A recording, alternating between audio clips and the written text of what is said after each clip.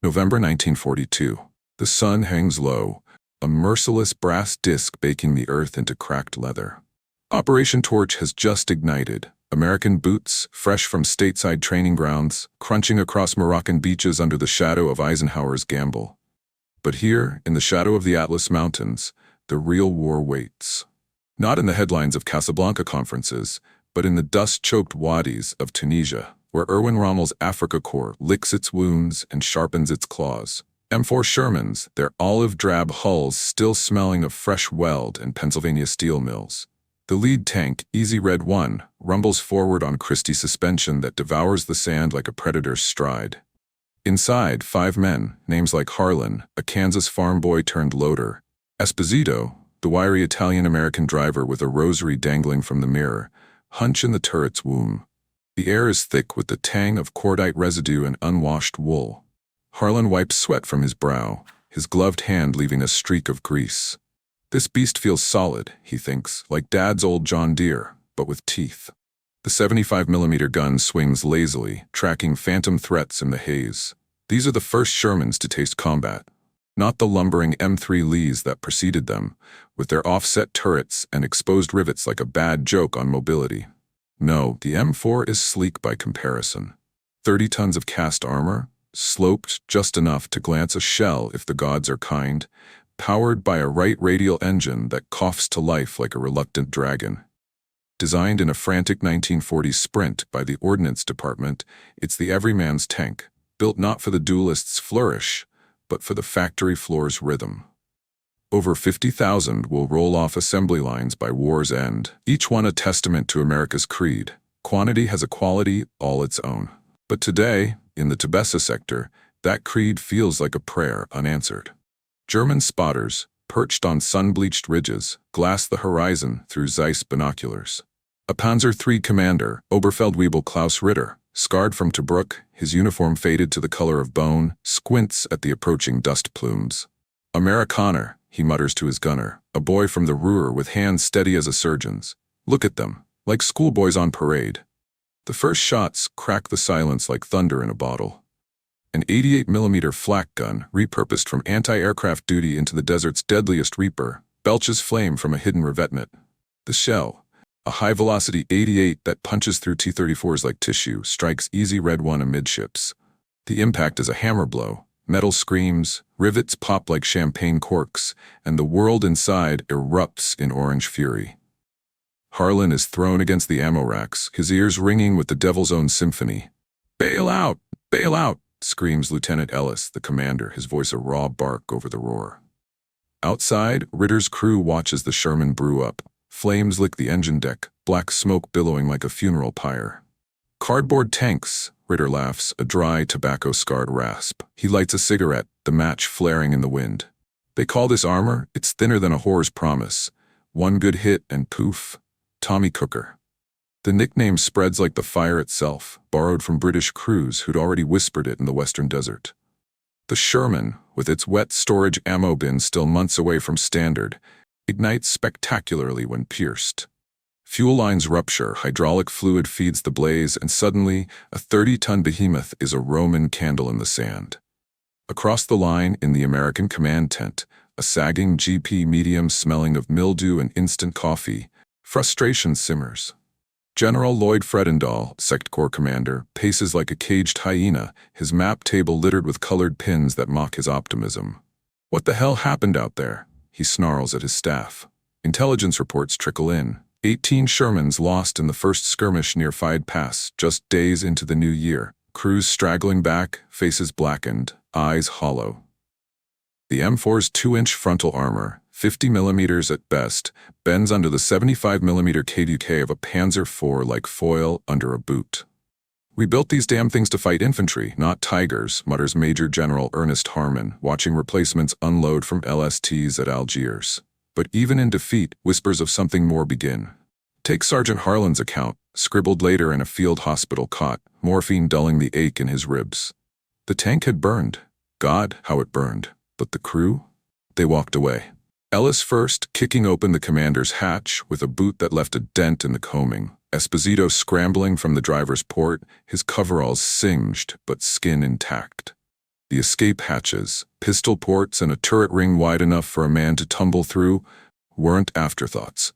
They were deliberate, born from Aberdeen Proving Ground tests where engineers like Colonel John Holliday had stuffed dummies into mock-ups and timed the exits. 2 seconds to freedom, Holliday had decreed, overriding protests from the tank pride crowd who wanted thicker plates over quicker bolts. In the aftermath of Fayed, Ritter's platoon advances to mop up. They find the Sherman husks, still smoldering, their tracks splayed like broken limbs. One gunner prods a wreck with his MP40, expecting the acrid reek of charred flesh. Instead, nothing. Empty. "Where are the bodies?" he asks, voice pitching high. Ritter spits into the sand. "Cowards ran, or maybe these Yanks build their coffins with doors." Laughter ripples through the crew, but it's edged now, laced with the unease of men who've seen French Char B1s trap their own like tombs. Word spreads through the Afrika Korps like contraband smokes. Rommel himself, in a rare moment of candor to his chief of staff, Hans Bayerlein, chuckles over a captured American ration of Spam. These Shermans, reliable as a Ford truck but about as armored, will stack them like cordwood by El Alamein. Propaganda mills in Berlin churn out leaflets, caricatures of doughboys fleeing flaming Ronsons, the lighter that lights the first time every time. Dropped over Allied lines, they flutter like mocking confetti. One lands near Private Esposito, who's patching a blister in the shade of a disabled half-track. He reads it, crumples it, and mutters, "Laugh while you can, Fritz. We're just getting warmed up." Yet, for the Allies, the debut is a gut punch. Kasserine Pass looms, February 1943, a narrow gut in the dorsal mountains where Fredendall's defensive lines fray like cheap khaki. The 1st Armored Division, with its fresh M4s, digs in alongside the 34th Infantry. Combat Commands A and B, ad hoc battle groups under Colonel Robert Stack and Major General Orlando Ward, push probes into the teeth of the 21st Panzer. German counterattacks roll in like a Kamsen wind. Panzer IVs with long-barreled 75s, supported by half-tracks mounting 20mm flak. The battle erupts on the 14th, shells arcing in parabolic fury. Easy Red 3 Harlan's new ride, crests a ridge near Jebel Samama. The gunner spots movement. A Mark IV, hull down, its Maybach engine a distant growl. "Target, 12 o'clock, Ellis calls. The 75mm barks, AP round slamming home, but the German traverses first. A 75mm PZ GR-39 pierces the Sherman's glacis plate at 500 yards, igniting the ready racks. Inferno blooms. Inside, the world shrinks to heat and shadow. Harlan heaves at the loader's hatch, muscles screaming as flames claw at his boots. Not like this, not ending in a tin can. He bursts into daylight, rolling down the slope, lungs burning from acrid smoke. From Ritter's viewport, it's theater. Another one, watch it dance. His gunner fires, the recoil a satisfying thud. The Sherman slews, turrets slewing wildly before grinding to a halt. Flames roar, painting the dusk in hellish strokes. But then, movement. Hatches fly open like ejected shells. Men spill out, not as crisp corpses but as ghosts. Coughing, cursing, alive. One American, sleeve ablaze, beats it out with his helmet. Another drags a wounded comrade, the pair vanishing into a gully.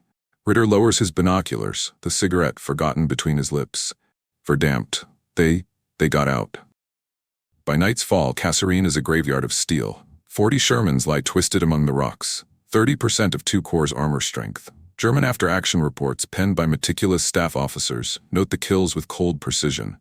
Enemy medium tanks vulnerable to 75mm fire at 800 meters, multiple penetrations observed. But footnotes creep in, unbidden. Crew survival rate anomalously high, escape mechanisms effective. Rommel, reviewing the dispatches in his command car, taps a gloved finger on the page. They lose machines like we lose cigarettes, but the men keep coming back. Back in the American lines, the reckoning hits hard. Fredendall relieved, Patton roaring in to slap sense into the survivors. Ward's tankers nursing burns in field aid stations, trade stories over sulfa powder and morphine syrettes. She took the hit square, Harlan tells a cluster of bandaged faces, voice hoarse. Burned like hellfire. But that hatch saved our asses. Esposito nods, fingering his rosary. Not invincible, but forgiving, like a good confession. The mockery lingers, a barb in the wind. German radio intercepts crackle with it. The American tank, a Ronson for the desert, lights every time. Leaflets multiply, Allied frustration boils into resolve. But in the quiet hours, as stars wheel over the wrecks, a truth simmers beneath the ridicule. The Sherman isn't a knight in plate. It's a plow horse with a backbone of rivets and rubber. Designed by men like General Jacob Devers, Armored Force Chief, who in 1941 had pounded the table for good enough over godlike, it's a machine that prioritizes the pilot over the pedestal. Devers, back in Washington, pores over telegrams from Algiers. Thin armor, he scoffs to his aides, cigar smoke curling like question marks. It's 50 millimeters sloped to 56 degrees effective. Enough to stop an 88 if you're clever. But it's the guts that count. He means the modular design, tracks interchangeable with any M4 variant, engines swappable in hours, not glory, but grit, empathy forged in blueprints. As the Tunisian spring approaches, with Allied reinforcements swelling like a tide, the laughter echoes fainter. Ritter, nursing a shattered viewport from a lucky Sherman ricochet, stares at the horizon. More dust plumes rise, endless, inexorable. How many do they have? He wonders, grinding out his cigarette. The answer? Thousands. Building. Shipping. Replacing. They saw weakness in its armor, but never saw what it protected. From the smoldering dunes of Kasserine, where dawn's first light glints off twisted Sherman hulls like tears on a widow's cheek. 3. The Africa Corps reels from Montgomery's hammer at Mareth Line, but the American wounded, bandaged, bitter, fill canvas tents at Uxlevan's airfield, their stories a murmur against the drone of C-47s unloading crates of fresh M4s. Sergeant Harlan, ribs taped like a boxer's, sits on a crate of 50 cal ammo, sketching the outline of his tank's turret in the dust with a stick. The lines are rough, reverent, the curve of the mantlet, the bolt of the escape hatch. Not a monster, he thinks, a mule. Stubborn, gets you home. Detroit's arsenal of democracy 6 months earlier. Factories hum like beehives on amphetamines. Fisher Body Plant number 21, where chassis roll off lines faster than Model Ts in Henry Ford's heyday. It's here, amid the clang of pneumatic rivet guns and the acrid bite of flux welding, that the Sherman's soul is poured. Not in some ivory tower of Krupp steel dreams, but in the grit of necessity. America's arsenal, a patchwork of auto plants, retooled overnight from Buicks to battle wagons. General Jacob Devers, the bull-necked visionary of the armored force, stalks the floor in oil-stained fatigues, clipboard in hand. Gentlemen, he booms to a huddle of engineers. Men like Harry Knox, the Chrysler wizard who'd birthed the M3, we're not building cathedrals. We're building arcs. They'll float through hell if we make 'em right. Devers' gospel, etched in memos from Fort Knox, is radical in its humility. Forget the German obsession with Oberpanzer, the Tigers 100mm frontal slab, a fortress on tracks that breaks down in mud like a diva's tantrum. The Sherman? 50mm of homogeneous rolled armor, cast in molds that churn out hulls like pancakes at a diner. Sloped at 56 degrees on the glacis, it glances shots that would crumple a vertical plate, but it's no impenetrable shield. Early models, with their dry ammo storage, erupt when breached, a vulnerability that births the Ronson slur. Yet Devers insists, armor stops the first hit. Design stops the war. Inside the Sherman, that design breathes. Enter the turret basket, a wire mesh cradle suspended below the ring, isolating the crew from the gun's recoil like a ship's bridge in a storm. No more clambering over ammo like rats in a barrel. The loader, Harlan's role in memory, stands on a graded floor, racks at elbow height. It's intimate engineering. The gunner's periscope inches from his eye, the commander's cupola, a dome of vision, slits offering 360-degree sweep without exposing flesh. Feels like sitting in your own skull, Esposito once quipped, cranking the hydraulic traverse in a mock-up at Camp Polk. The Wright R9975 radial, 9 cylinders barking 400 horses, sits aft, bulkhead separated from the fighting compartment by a firewall of asbestos and steel. Heat rises, sweat pools, but the men aren't cooked alive. The real genius hides in the flame's cradle, the fire suppression system, a bastard child of aviation ingenuity grafted onto ground iron. By mid-1943, as Tunisian lessons bleed back across the Atlantic via radiograms and grizzled survivors, ordnance rushes the wet stowage retrofit. Ammo bins, once dry and deadly, now cradle shells in baths of diesel-soaked sawdust, non-explosive, self-sealing against spall. But it's the extinguishers that whisper salvation. 2 2.5-gallon pressurized cans mounted like sentinels in the turret and hull, triggered by thermal sensors or manual yank. Pull the T-handle, and CO2 floods the compartment, starving the blaze in seconds. No Hollywood foam, just cold gas hissing like a serpent, dropping temperatures 200 degrees before the paint chars. Flashed to a test at Aberdeen, July 1942. A mock Sherman, stripped to bones, takes a shaped charge round to the sponson. Flames whoosh up, orange tongues licking vents.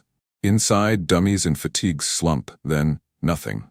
The system engages, valves snap open, gas blooms white and spectral. Post-mortem, fabric singed, but no meltdown.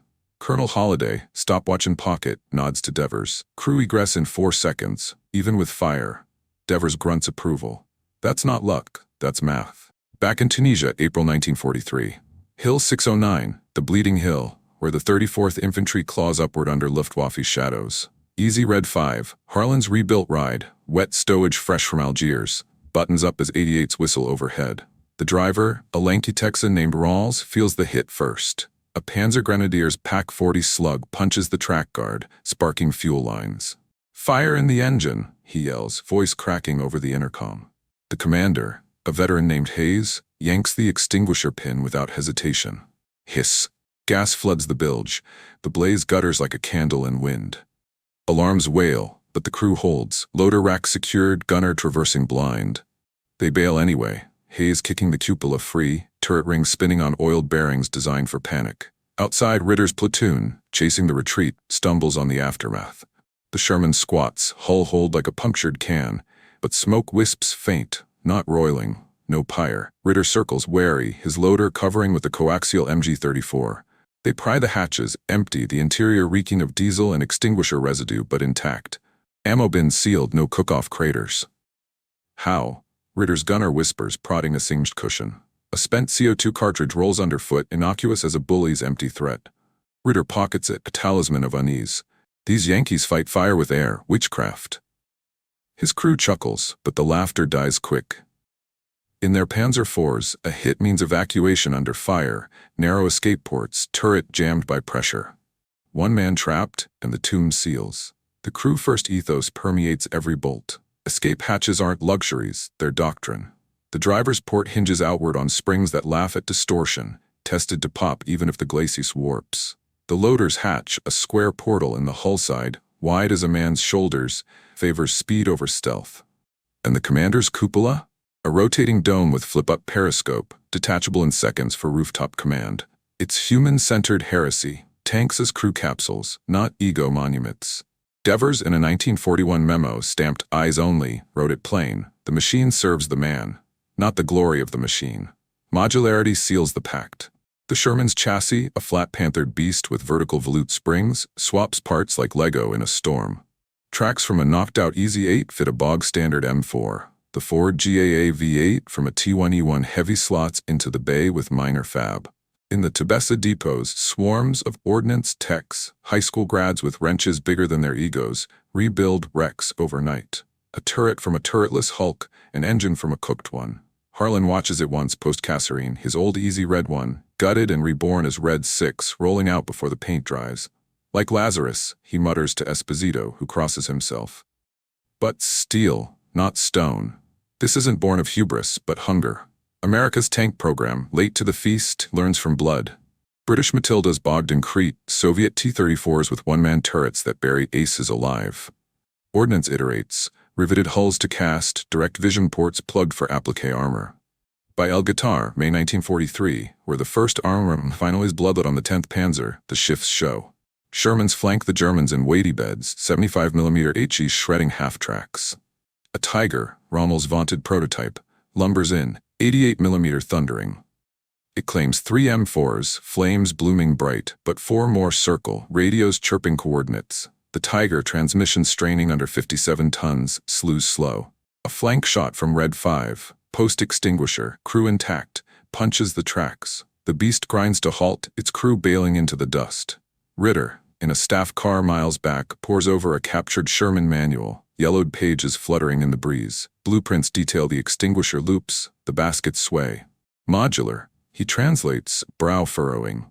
Like building blocks for children.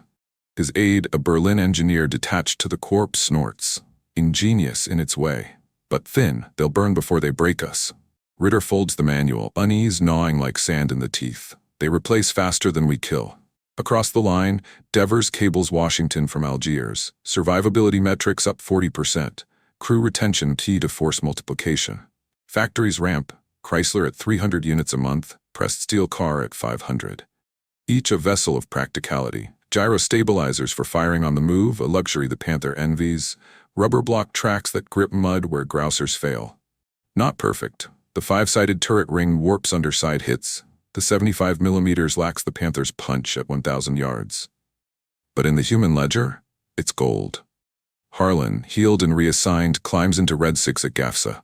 The air inside is familiar. Oil, canvas, the faint chemical tang of ready extinguishers. He racks a shell, the wet bins sloshing softly. She'll burn, he knows, but not take us with her. As the column lurches toward Tunis, engines harmonizing in a mechanical hymn, the mockery from Faid feels distant. A joke on fools who measure strength in millimeters, not mornings after. It wasn't built to win duels, it was built to outlast them. From the assembly lines of Detroit, where rivet guns stutter like distant machine guns, to the crackle of a field radio in the Tunisian night. May 1943. The Allies grind toward victory at Hill 609, the air thick with the scent of olive groves charred by HE bursts and the metallic tang of spent brass. Sergeant Harlan hunkers in Easy Red 6's hull, back against the sloped glacis, his M1 carbine cradled like a talisman.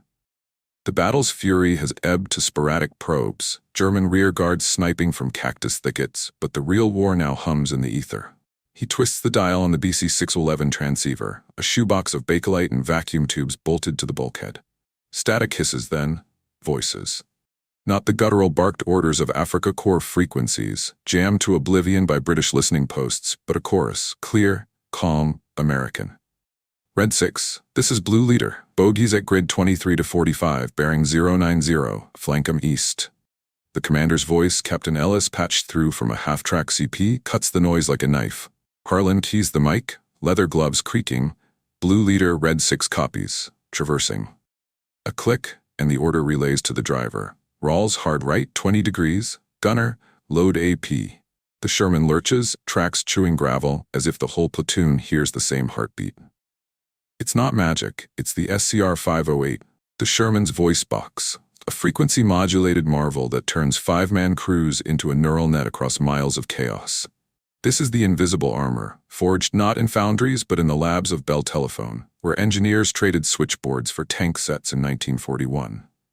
The FM radio, 20-30 miles range on open desert, immune to the pulse jamming that plagues amplitude modulation. No more flag wigwags in the smoke or runners dodging shrapnel. Every M4 carries the set as standard, turret-mounted antenna whipping like a divining rod. Devers had demanded it. Tanks fight blind without talk, overriding budget hawks who saw it as frippery.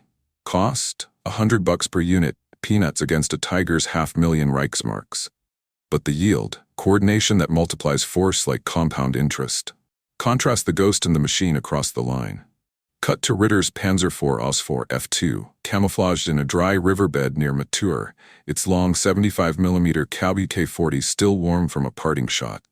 The radio operator, a pimply conscript from Saxony named Vogel, hunches over the Fugue 5 set, a relic of 1930s design, AM-tuned and finicky as a finicky aunt. Interference crackles. Allied jammers pulsing on 112 megacycles, turning orders to mush. Eagle 1, this is Fox 3, confirm advance on Kirsch sector. Ritter leans in, sweat beading under his field cap. For damp, repeat. I hear only ghosts. Vogel twists dials, fingers trembling. The set's range tops at 4 kilometers on a good day, less in folds of terrain.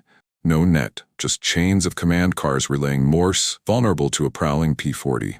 The Fugees' frailty is doctrine's curse. German tanks as lone wolves, aces like Whitman brewing glory in solitary duels. Radios for platoon leads only, full sets a luxury for Tigers, doled like medals. In the press of battle, it unravels. At Sidi Bouzid, February's bloodbath, a Panzer Grenadier battalion vanishes into the fog of war, their signals drowned by sand static. Ritter's company, probing a wadi, waits for battalion HQ's flare, red for halt, green for push. None comes. A runner arrives gasping, uniform torn by thorns. Pull back. Ambush ahead. Too late. 3 panzers brew under a hail of 37mm from hidden Shermans. Ritter guns the engine, retreating in a plume of dust, cursing the silence. We fight as islands, he thinks, while they weave. Back with the Allies, the weave tightens. At El Guitar, the 1st Armored's Combat Command C-70 Sherman strong forms a floating box, lead elements probing, flanks guarded by radio pings. Ellis, in Red 6, hears it unfold like a symphony. All red elements, this is White 1. Enemy half-tracks, 12 o'clock, 600 yards, rapid fire. 20 voices acknowledge in sequence, a litany of call signs, Red 2 on it, Blue 4, adjusting. The barrage erupts, 75mm guns harmonizing, high explosive shells arcing in a steel rain that shreds ET-251s like tinfoil. A German lieutenant, binoculars to eyes from a ridge, watches in disbelief. The Shermans maneuver as one, turrets slewing in eerie unison, no flags, no flares. How do they see each other? He mutters to his signals officer, who shrugs at their own jammed set. The secrets in the spectrum. FM's narrowband clarity pierces interference where AM falters. Voice modulation rides the wave like a surfer, undistorted. Add the hand mic's intimacy, clip to the commander's chest, trailing cord snaking through the basket, and it's personal. Harlan, loading through the din, catches fragments. A platoon sergeant's drawl from Ohio, a loader's quip from Brooklyn. Knock that Fritz off his porch, boys. Laughter crackles over the net, a morale avoid drip. In German tanks, banter's forbidden, discipline's whip cracks for chit-chat. Ritter's crew rides in monastic silence, orders barked, thoughts bottled. By Tunis's fall, May 13, 1943, the port's white minarets surrendering under a tricolor sky, the radios tip the scales. Operation Vulcan's final push, 200 Shermans, networked from corps to company, encircle the 15th Panzer. Devers, monitoring from Algiers via teletype, grins at the intercepts. They're talking their way to Berlin. Losses? Light, 20 M4s to 50 Panzers, because the net turns attrition to ambush. A Tiger platoon, radio silent to avoid detection, stumbles into a kill zone. Sherman's hull down on reverse slopes, coordinates shared in real time. Target acquired, fire on my mark. Mark, the 88mm booms futile, but the flanks melt under enfilade. Ritter, one of the few to limp away, interrogates a captured Yank gunner in a makeshift stockade, canvas walls fluttering in the harmattan. The boy, barely 20, spills it casual over ersatz coffee. Radios, Sarge, every tank's got one. Hear the whole damn show. Ritter presses, eyes narrowing. And in the fire, you talk then? The gunner nods, smirking. Till the last second. Bailout comes through clear as church bells. Ritter turns away, the words a splinter. His own crew, in a burning OSFD last month, had screamed unheard. Loader trapped, radio fused in the blaze. They whisper through the storm. We shout into voids. The contrast deepens in after-action huddles. American tankers, post-battle, cluster around jeeps with antennas like insect feelers, debriefing live. Flank was exposed, next time stagger the line. Lessons loop back via signal corps trucks, tweaking frequencies for bocage ahead. Germans, fragmented reports, couriered on motorcycles that Stuka's strafe. A Wehrmacht signals chief, Major Otto Felber, fumes in a Tunis villa turned HQ. Enemy FM net span divisions, ours barely platoons, change it. But Berlin's reply, prioritize production. Radios for elites. Elites like Michael Whitman, whose Tiger roams Normandy later as a radio black hole, brilliance isolated. Yet the Sherman's net isn't flawless. Batteries drain in idling, antennas snag on brush. Harlan learns it the hard way at Bizerte, June. A sandstorm whites out the band, Red 6 blind in a convoy. Rawls gropes forward, hull shuddering over potholes, until a faint, red elements, rally on me, pierces the veil. They link up, the platoon reforming like iron filings to a magnet. Invisible threads, Harlan muses, wiping static from the speaker grill. Stronger than steel. Across the Mediterranean as Sicily's guns rumble prelude to Husky, the legacy broadcasts. British Tommies, inheriting Lend-Lease M4s, marvel at the sets. Yanks talk like they're in the pub. They adapt, grafting number 19 sets for longer hauls. Devers, promoted and plotting overlord, briefs Eisenhower, the tank's not the weapon, the web is. Ike nods, puffing a cigarette, keeps the boys alive, that's the win. In the quiet of victory parades, Sherman's polished, crews in starched khaki, the radios go silent, antennas furled. But the echo lingers, voices that bound machines into minds, turning mockery to method. Ritter, repatriated in a Geneva cage, replays the captures and nightmares. Endless chatter, a hive mind rolling inexorable. They didn't fight alone. They fought as machines. The Shermans fought as one. Radio static of Tunisian triumph, where antennas droop like weary sentinels under a June 1943 sun, to the anvil of Sicily's volcanic shores. Operation Husky crashes ashore on July 10, paratroopers tangling in olive branches, landing craft grinding coral at Gela. The Sherman's evolution begins here, not in isolation but in the forge of alliance. American steel meeting British ingenuity, mockery melting into mastery. Sergeant Harlan, reassigned to the 2nd Armored's 41st Tank Battalion, feels the shift in Easy Red 8's hull, a faint English burr in the engine note, Lend-Lease crates stenciled property of HM government. The desert's lessons, etched in after-action reports ferried by Liberty ships, have crossed the Atlantic. Wet stowage standard now, gyros tuned for rough seas. But the real alchemy brews in the workshops of Woolwich Arsenal, where British engineers, tea-stained blueprints under blackout lamps, eye the M4 not as a cast-off, but a canvas. Cut to a rainy autumn in England's Thameside yards, September 1943. The Sherman Firefly takes shape. An M4A4 chassis, its Chrysler multi-bank engine humming multi-cylinder heresy, mated to a turret stretched like a prizefighter's jaw to cradle the Ordnance QF 17-pounder. It's no gentle tweak. The gun's 76.2mm bore, firing a 17-pound AP shell at 2,600 feet per second, demands a counterweight bustle grafted aft, periscopes shifted, ammo racked in precarious splendor. Major Bright, the project's dogged lead from the Royal Armored Corps, paces the assembly bay, pipe clenched against the damp. "The Yanks gave us a good horse," he tells his welders, sparks dancing like fireflies in the gloom. "We're giving it fangs." The 17-pounder, honed on North African Tigers, penetrates on 140mm at 500 yards, enough to gut a Panther's nose from the flank, where the Sherman's own 75mm pecks harmlessly. This is cooperation's quiet revolution, born of shared blood. Lend-Lease flows both ways. American hulls for British guns, tested in the mud of Deep's ghosts. General Devers, shuttling to London for Overlord planning, shares blueprints over sherry with Montgomery's staff.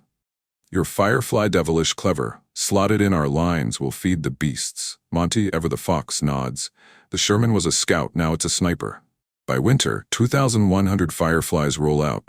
Hybrids stamped with the Union Jack, but crude by a Commonwealth mosaic. Kiwis from the Desert Rats, Canadians from the Governor-General's Foot Guards, all whispering the same creed: adapt or die. Normandy calls, June 6, 1944. D-Day's thunder. Mulberries groaning under channel swells, Shermans, DD amphibians with canvas skirts like bloated water wings, wallowing toward Omaha's bluffs. Harlan's wave hits at H-hour plus 90, Red 8 bucking waves that swamp the exhausts. Water sluices through vision slits, the crew bailing with helmets, salt crusting their lips. "Keep her bow on," Ellis bellows over the intercom, radio net alive with splashes and curses. "Red elements, form on Blue Beach. Engineers first, clear the wire." They grind ashore, skirts deflating like punctured dreams, tracks clawing shingle strewn with Belgian gates. German 88s from Long-sur-Mer howl, claiming a dozen M4s in the surf, flames hissing steam on wet hides. But the survivors press, the net guiding stragglers inland like shepherd dogs. The bocage awaits, Normandy's emerald hell, sunken lanes hedged in earthen banks 8 feet high, a tanker's labyrinth where tigers lurk like myths. First blood at Carentan, June 13, the 2nd Armored's Shermans probing for the 101st Airborne's link-up. A Panther Ausfed D, from the 12th SS Panzer, hull down behind a chateau wall, traverses lazy. Its 75mm KVK-42, deadly at 2,000 yards, punches Red 8's turret ring, spall peppering the gunner's cheek. Harlan loads frantic, the basket swaying, extinguisher hissing standby. "Traverse left, flank him," Ellis snaps. But the Panther's gone, smoke trail vanishing into orchards. Ritter, veteran now of Sicily's lemon groves, commanding a Schwere Panzerjäger platoon, watches from his Jagdpanzer IV, a smirk cracking his stubble.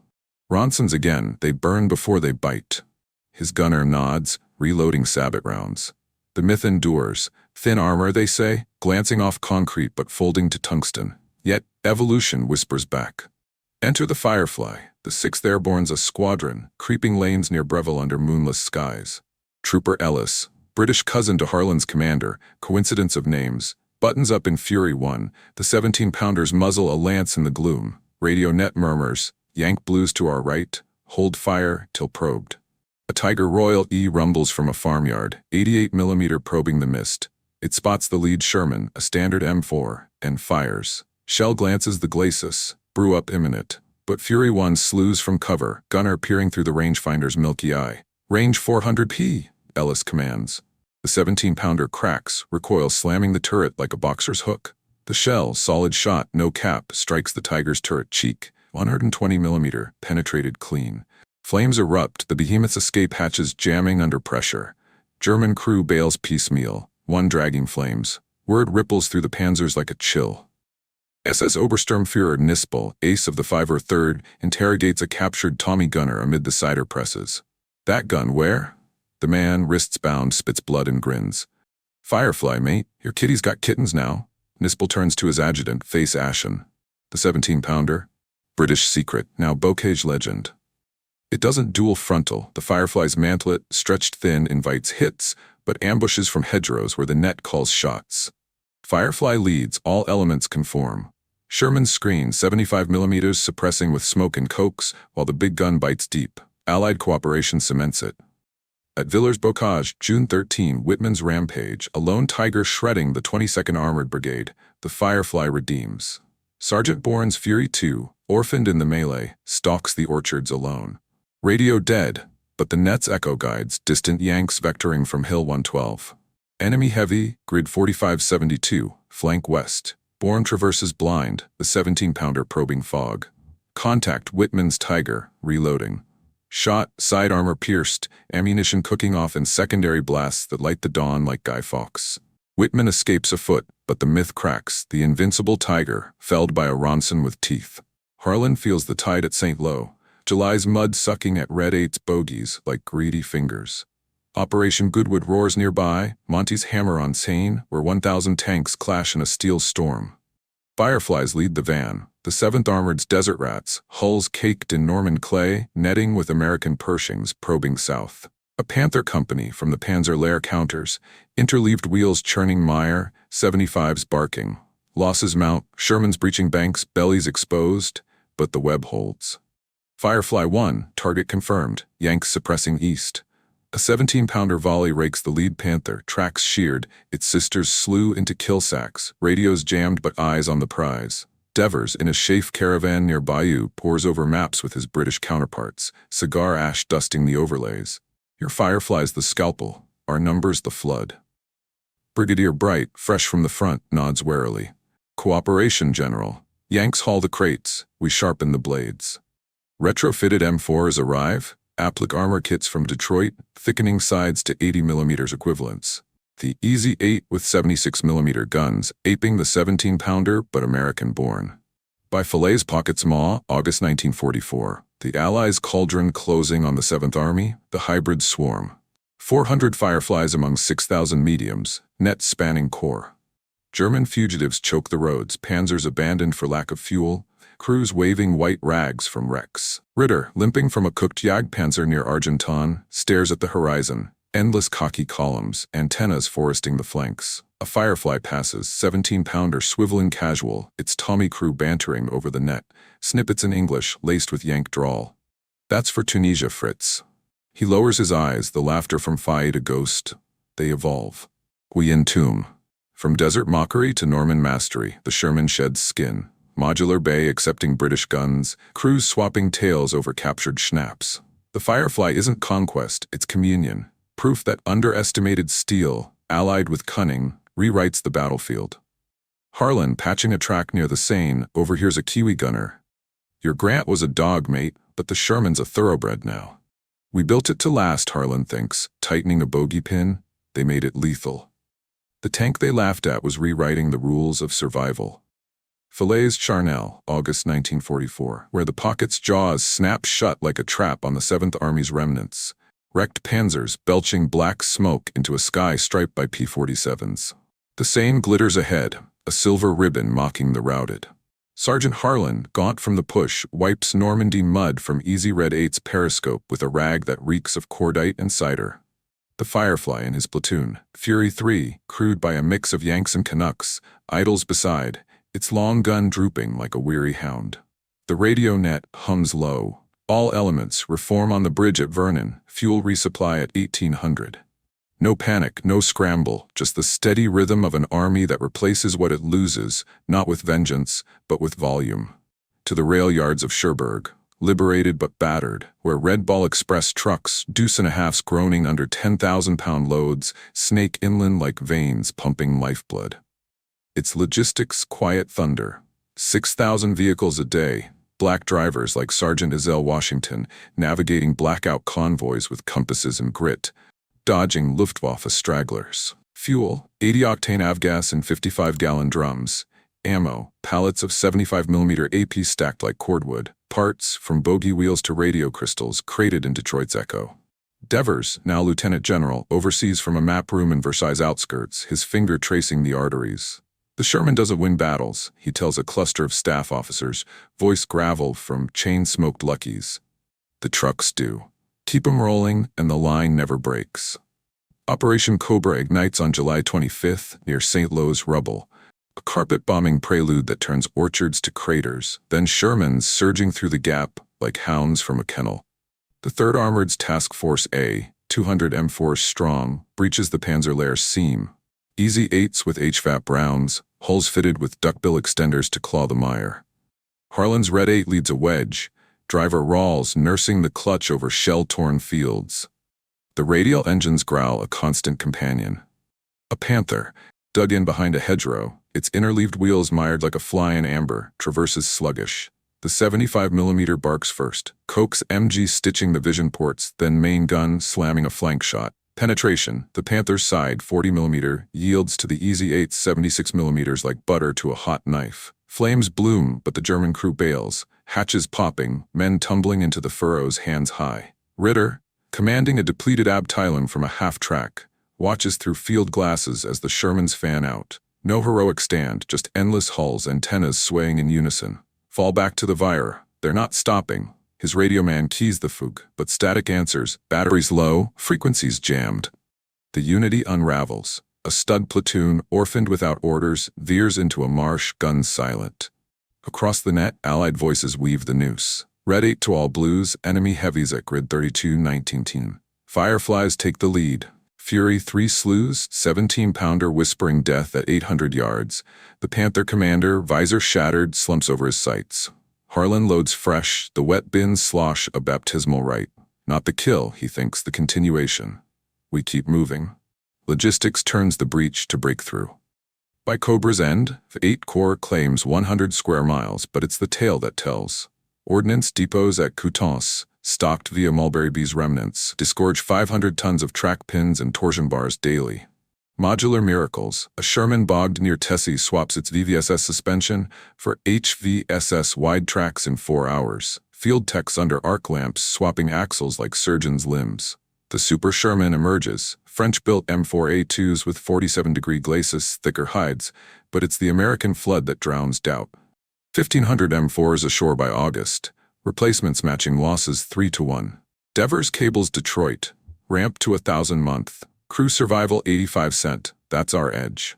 The push to Paris accelerates, August 25, the City of Lights boulevards echoing with Liberty engine roars. Harlan's platoon rolls the Champs-Élysées, French civilians tossing flowers that tangle in the tracks, tears streaking faces grimed by V1 buzz bombs. But glory's fleeting. The Rhine beckons, 300 miles of French farmland and German desperation. Across the Moselle, September's mist shroud Metz's forts. Vauban's stone behemoths, now festooned with concrete and Pack 43s. The 5th Infantry Shermans probe the moats, dozers shoving fascines into ditches, but the 88s howl from casemates. Red 8 takes a glancing hit, ricochet pinging off the mantelet like a dropped wrench, spall dusting the loader's helmet. Extinguisher hisses, crew holds. We're good. Traverse right. The net calls in. RD inbound, 155s, hang tight. Shells from Cherbourg's heavies crater the earth, silencing the nest. Harlan emerges post-barrage, hatch creaking open, the air sharp with ozone and wet stone. She bends but doesn't break us. Unity manifests in the maelstrom of Aachen, October 1944. The Reich's first city to fall, street by street in urban inferno. The 1st Infantry's 745th Tank Battalion, Sherman's cheek to jowl with GIs, clears bunkers and house-to-house ballet. A Firefly, Fury 5, borrowed from the Brits, creeps an alley, 17-pounder muzzle kissing a doorway before the shot. A Jagdpanzer IV gutted, its crew fleeing into cellars. Harlan, flanking in Red 8, covers with Coke's fire, the net a lifeline. Yank Red to Tommy Fury, left clear, push. No lone wolf glory, the platoon as organism, logistics feeding the beast. Fuel trucks idle in the suburbs, pumps clicking gallons into tanks still warm from idling. A wrecked M4 towed rearward, rebuilt by morning, engine swap from a donor Hulk. Ritter, reduced to a camp group of stragglers, panzers low on oil, men on nerves. Feels the inexorability. From a pillbox near Durin, he glasses the horizon. Sherman columns, endless as the Volga's flow, screened by thunderbolts whose 50s rake like divine wrath. How many? He rasped to a lieutenant, half his face bandaged from shrapnel. The factories, the man replies, voice hollow. They birth them like rabbits. Interrogations yield the truth. Detroit's lines 24/7, churning 2,000 a month by fall. Parts standardized. A British Firefly sips American shells, a French M4 bolts US. Tracks. The myth of cardboard crumbles, not thin armor but thin pride. Germans fight monuments. Allies, a machine that mends. Hurtgen Forest, November's green hell, rain-lashed pines where mud claims more tanks than guns. The 4th Armored pushes the call trail. Shermans with fording kits, snorkels jury-rigged from exhaust pipes, wading streams swollen to torrents. Red 8 Founders, treads spinning futile in the slurry, but the net summons. Wreckers inbound, hold position. M4 T3 high-speed tractors arrive before dawn, winches humming, hauling the beast to a sawmill-turned depot. Repairs, new final drives from crates airdropped via C-47s, crews bunking in the turret, Harlan sharing spam with the tow operator. Unity's the armor, he reflects, oiling the traverse. One breaks, the rest carry. By the Rhine's east bank, March 1945, Remagen's bridge a fluke gift, Ludendorff span groaning under the 9th Armored's rush. Harlan's platoon crosses at dusk, Red 8 rumbling over planks that flex like a heartbeat. Fireflies lead, 17-pounders sweeping the far shore, Easy 8s follow, 76mm ready for counter. The net crackles triumph, bridge secure, all elements exploit. Panzers muster late, fuel starved, radios fractured, their counter-thrust at Remagen dissolving into rote. Ritter, in a staff car fleeing east, glances back. The bridgehead blooms with khaki, Sherman's fanning like roots in soil. Inevitable, he concedes, the word bitter as quinine. From Tunisia's sands to this iron Rhine, the Sherman endures, not by godlike plate, but by the human chain. Truckers, welders, radiomen all woven into the web. Devers at Schaaf toasts the crossing with aids. Logistics won it, the boys just drove. Losses tallied, 6,000 Shermans in Europe, but 50,000 built. Replacements a river, Unity the dam. Harlan, topping the bluff, smells spring thaw under the diesel haze. We weren't the strongest, just the steadiest. It wasn't invincible, it was inevitable. Rhine's mist, March 1945, where the Ludendorff Bridge trembles under the weight of Sherman's crossing into Germany's heart. Tracks grinding steel girders, antennas swaying like reeds in a storm. The war's end looms, not in thunderous duels, but in the quiet grind of inevitability. Allied columns snaking through the Ruhr, panzers rusting in roadside ditches, their crews waving handkerchiefs from foxholes. Sergeant Harlan, face weathered to leather by 2 years of exhaust and adrenaline, leans against Easy Red 8's turret, a liberated Lucky Strike smoldering between his fingers. The air carries spring's first green whiff, but also the acrid tang of scorched rubber from a burned-out King Tiger nearby, its 88mm drooping, a monument to hubris. Harlan exhales, smoke curling like a question. We didn't break them with power, we outlived them. Cut to a lecture hall in Fort Knox, Kentucky, fall 1945. The war's embers cool. VJ Day a month past, Berlin a rubble mosaic, but the Sherman's legacy is under scrutiny. General Jacob Devers, now a 4-star, stands before a sea of olive drab. Engineers, historians, and baby-faced lieutenants fresh from West Point. Behind him, a chalkboard maps the M4's journey. 49,234 built, 15,000 in Europe, 6,000 lost. Numbers dry as dust, but Devers' voice crackles with conviction. Gentlemen, he says, tapping a cutaway diagram of an M4A3E8, the Sherman wasn't a tank, it was an idea. Build for the man, not the myth. His pointer traces the modular chassis, the wet stowage bins, the radio mount. We didn't win by being indestructible. We won by being replaceable. The hall hums with murmurs. A British liaison officer, Major Bright, Firefly's architect, pipe tucked in his battle dress, nods from the back. Beside him, a Soviet colonel, on loan from T-34 factories, scribbles notes. The Sherman's DNA, its human-centered philosophy, is already seeding the future. Across the Atlantic, in Wolfsburg's nascent Volkswagen plants, German engineers, some ex-Krupp, paroled from internment, dissect Lend-Lease M4s under Allied oversight. One, a bespectacled designer named Hans Miller, runs a caliper over a salvaged turret ring. "So simple," he mutters to a colleague, voice tinged with grudging awe. "Standardized bolts, interchangeable gears. We built cathedrals. They built toolkits." The post-war autopsy reveals the Sherman's quiet genius. Its armor, 50mm to 80mm with applique, sloped for deflection, was never meant to shrug off an 88mm like a Tiger's 100mm slab. Instead, it leaned on resilience. Escape hatches that popped in 2 seconds, tested with stopwatches at Aberdeen. Fire extinguishers that snuffed blazes before crews roasted. Tracks that swapped in hours, not days. The M1 Abrams, gestating in Chrysler's 1970s labs, inherits this. Modular electronics, crew-first ergonomics, hatches wide as barn doors. Britain's Challenger, Israel's Merkava, even the Soviet T-62, all carry the Sherman's echo. Designed for the operator, not the parade ground. Flash to a 1946 scrapyard in Antwerp, where Shermans stack like cordwood, Lend-Lease surplus, paint peeling under Belgian drizzle. A Dutch dealer haggling with a French officer for M4A2s marvels at their state. Engines rebuilt, turrets oiled, radios intact. These weren't abandoned, he says, climbing a hull. They were cared for. Across the globe, the diaspora spreads. South Korea fields M4A3E8s against T-34-85s in 1950. Their 76mm barking in Pusan's defense. Israel's Shermans, upgunned with French 105s, dual Egyptian T-55s in Sinai's sands. Even Chile rolls M4s into the 1970s, tracks creaking over Andean passes. The tank's modular heart, chassis a universal platform, makes it a chameleon, not a fossil. Back in the States, veterans like Harlan carry the story in barrooms and VFW halls. At a Cleveland diner, 1947, he shares coffee with Esposito, now a mechanic, and Rawls, studying engineering on the GI Bill. "She wasn't pretty," Harlan says, stirring sugar with a spoon bent like a shell casing. "But she brought us home." Esposito nods, fingering his rosary, now a keychain. "Fire system, hatches, radio, felt like she was thinking for us." Rawls, sketching a gear on a napkin, grins. "Built like a Chevy, swap apart, keep rolling." Their laughter draws stares, but it's the sound of men who trusted steel to save, not slay. The German perspective shifts slower. Oberfeldwebel Ritter, repatriated to a shattered Hamburg, pens a memoir in 1948, Iron Shadows, a thin volume sold in railway kiosks.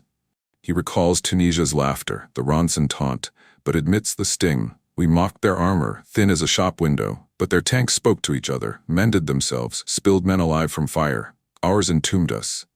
His words, read by NATO planners in Brussels, underscore a shift. The Bundeswehr's Leopard 1, unveiled in 1965, borrows the M4's ethos. Light armor, high mobility, crew-first design. Miller, now at Krauss-Maffei, cites the Sherman in design briefs. Survivability over supremacy. The moral crystallizes in classrooms and war rooms.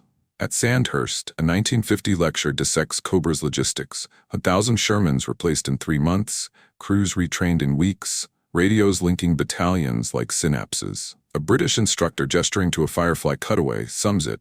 "The Sherman taught us, perfection dies in battle. Adaptation survives it." Across the Iron Curtain, Soviet designers, awed by Lend-Lease M4s in Berlin, tweaked T-55s with wider hatches, modular turrets. The Cold War's arms race, bristling with megatons, still bows to the M4's lesson. A tank's strength is its crew's survival, its army's cohesion. Cinematic Echo, a 1960s newsreel, grainy black and white, shows Shermans in Vietnam, rebuilt M4A3s, ferrying ARVN troops through Mekong paddies, coax MGs chattering at Viet Cong shadows. The narrator, voice crisp as a recruiting poster, intones, "The Sherman, born in Bobo II's crucible, still serves, proof that true armor protects the man, not the myth."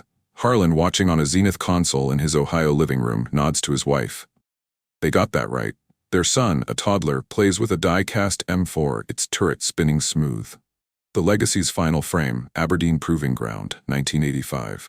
A restored Easy-8 Red 8's kin rumbles in a heritage parade, its HVSS suspension gliding where Panzers faltered. Veterans, hair gray as gunmetal, salute from wheelchairs. A docent, guiding schoolkids, kneels by the hatch. This saved lives, she says, wrapping the steel. Not by stopping every shell, but by letting men walk away.